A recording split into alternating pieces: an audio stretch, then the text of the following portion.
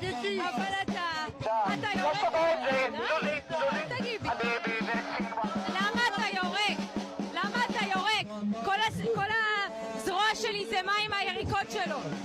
תגמגמי ברור, תגמגמי ברור. את אמרת שאני טיפשה? יש לי 2 תארים למדעי המחשב.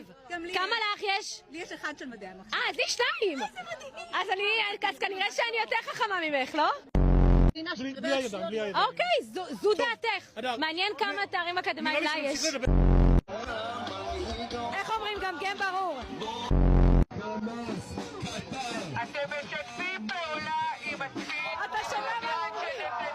אתם נותנים תשומת לב לדבר הכי פחות אני קשורה לקטע, עוד לא הבנתי. הכי... גמגם ברור. בוא נתקדם. מה אתה רוצה? תגיד לדחוף. אבל מה אתה רוצה? אני רוצה לעבור. אז תן לי לעבור. שנשמע את האמת. אנחנו לא יודעים, דווקא יש לי 2 תארים למדעי המחשב. זה מה שאמרתי. לא צריך להתנשא. לא צריך להתנשא. אמרתי, אתה... גם לנו יש תארים מדעי.